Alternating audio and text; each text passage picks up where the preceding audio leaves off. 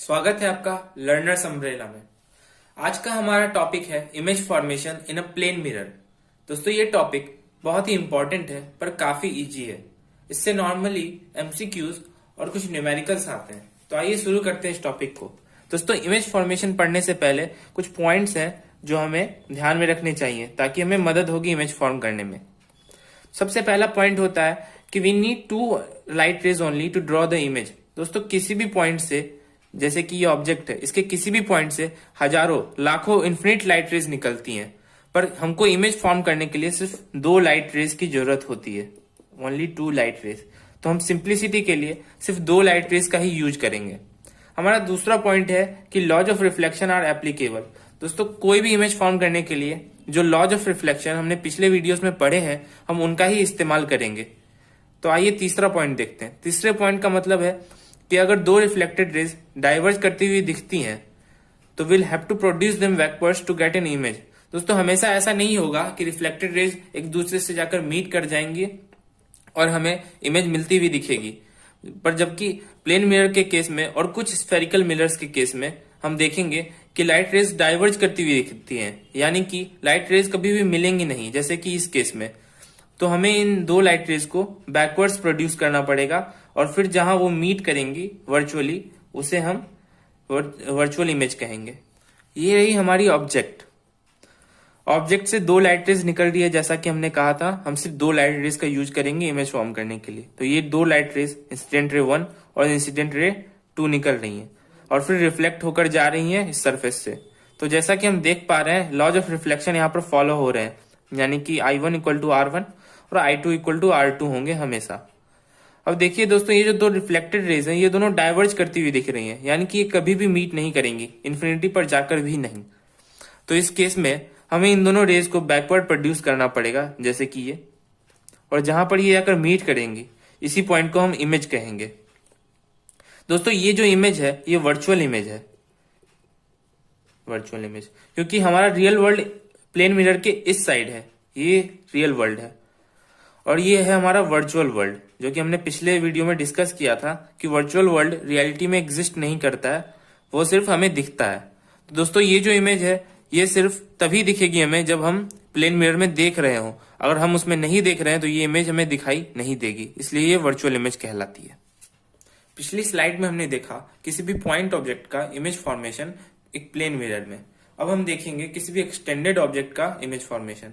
दोस्तों उससे पहले हम देख लेते हैं कि पॉइंट इमेज क्या होती है या पॉइंट ऑब्जेक्ट क्या होती है। दोस्तों पॉइंट ऑब्जेक्ट ऐसी ऑब्जेक्ट को कहते हैं जो हमसे इतनी दूरी पर हो कि उसका सिर्फ हमें एक पॉइंट दिखाई दे। जैसे कि जितने भी स्टार्स हैं वो हम जानते हैं कि बहुत ही बड़े हैं, यहाँ तक कि हमारे सन से भी काफी बड़े हो सकते हैं स्टार्स, लेकिन वो उसका हमें सिर्फ एक पॉइंट दिखाई देता है क्योंकि वो हमसे इतनी दूरी पर है कि वो हमें सिर्फ एक पॉइंट के रूप में नजर आते हैं। पर एक्सटेंडेड ऑब्जेक्ट ऐसी ऑब्जेक्ट्स होती हैं जो हमसे ज्यादा दूरी पर नहीं होती हैं। छोटी सी ऑब्जेक्ट, कोई भी टेबल, चेयर, ऐसी ऑब्जेक्ट्स हमारे बहुत नजदीक होती हैं, इसलिए हमें उनका साइज बहुत बड़ा नजर आता है, यहाँ तक कि तारों से भी ज्यादा बड़ा। तो आइए कुछ पॉइंट्स देखते हैं इमेज फॉर्मेशन से पहले जो हमें ध्यान रखने चाहिए। An extended object is represented by an arrow pointing upwards, यानी कि किसी भी एक्सटेंडेड ऑब्जेक्ट जिसका हम अभी इमेज फॉर्मेशन देखेंगे उसको एक एरो से डिनोट किया जाता है, जिसका पॉइंट होता है वो अपवर्ड पॉइंट कर रही होती है। जैसे कि ये इसको हम हेड कहेंगे और इस पॉइंट को हम टेल कहेंगे। दोस्तों हम किसी भी ऑब्जेक्ट का अगर इमेज लेना चाहते हैं तो इसके दोनों एंड पॉइंट का अगर हम इमेज ले लें तो हमें उस पूरी ऑब्जेक्ट का इमेज मिल जाएगा।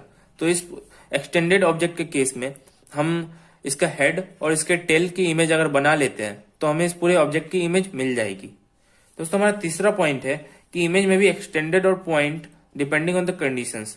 दोस्तों जरूरी नहीं कि किसी भी एक्सटेंडेड ऑब्जेक्ट का इमेज हमेशा एक्सटेंडेड ही हो, जैसा कि यहाँ पर कुछ केसेस में, यानी कि स्फेरिकल मिरर्स में हम देखेंगे कि किसी एक्सटेंडेड ऑब्जेक्ट का जो होता है वो इमेज वो कभी भी पॉइंट भी हो सकता है, वो सिचुएशन पे डिपेंड करता है। तो दोस्तों आइए देखते हैं अब image formation of N extended object. जैसे कि हम देख सकते हैं ये रही हमारी ऑब्जेक्ट और ये इसका रहा हेड और ये रहा टेल। तो हेड से भी हम 2 रेज निकालेंगे और टेल से भी हम 2 रेज निकालेंगे ताकि दोनों का हमें इमेज मिल सके। तो सबसे पहले ये रही हमारी रे, ये परपेंडिकुलर जा रही है। जैसा कि हमने पिछले वीडियोस में देखा है कि अगर कोई रे किसी भी मिरर को परपेंडिकुलर ही हिट करती है तो वो सीधा का सीधा उसी रे में लाइन में वापस आ जाएगी, यानी कि अपने पाथ को रिट्रेस कर लेगी, जैसा कि यहाँ रिट्रेसिंग द पाथ। और इस केस में भी रे परपेंडिकुलरली हिट कर रही है सरफेस ऑफ द मिरर, तो ये वापस उसी डायरेक्शन में आ जाएगी। हमारी दूसरी इंसिडेंट ये रही एक हेड से और एक टेल से, ये दोनों रिफ्लेक्ट होकर वापस जा रही हैं। अब हम देख सकते हैं कि ये रे जो हेड से दोनों रे निकल रही है वो दोनों डाइवर्ज हो रही है, यानी कि ये रे इस डायरेक्शन में जाएगी और ये रे इस डायरेक्शन में जाएगी, यानी कि ये दोनों कभी मीट नहीं हो पाएंगे। इसलिए हम इन दोनों को बैकवर्ड्स प्रोड्यूस कर देते हैं इस तरह से, और इस टेल वाले दोनों रेस को भी हम बैकवर्ड्स प्रोड्यूस कर देते हैं, जिससे कि हमको एक इमेज मिल जाती है। ये रही हमारी एक्सटेंडेड ऑब्जेक्ट की एक्सटेंडेड इमेज। दोस्तों ये जो इमेज है ये भी वर्चुअल ही होगी, क्योंकि ये भी वर्चुअल वर्ल्ड में बन रही है, और जब तक हम इस मिरर में देख रहे हैं तब तक ही ये इमेज एग्जिस्ट करेगी, और अगर इमेज से दूर चले जाते हैं तो ये इमेज हमें नहीं दिखेगी। तो आइए देखते हैं प्लेन मिरर के इमेजेस की कुछ इंपॉर्टेंट प्रॉपर्टीज। हमारी पहली प्रॉपर्टी है कि the image is virtual, it can not be received on A screen. जैसा कि हमने दोनों इमेज यानी कि एक्सटेंडेड इमेज और पॉइंट इमेज के केस में देखा है कि इमेज हमेशा वर्चुअली फॉर्म होती है वर्चुअल वर्ल्ड में। ये वर्चुअल इमेज कहलाती है क्योंकि ये किसी भी स्क्रीन पर कैप्चर नहीं की जा सकती है।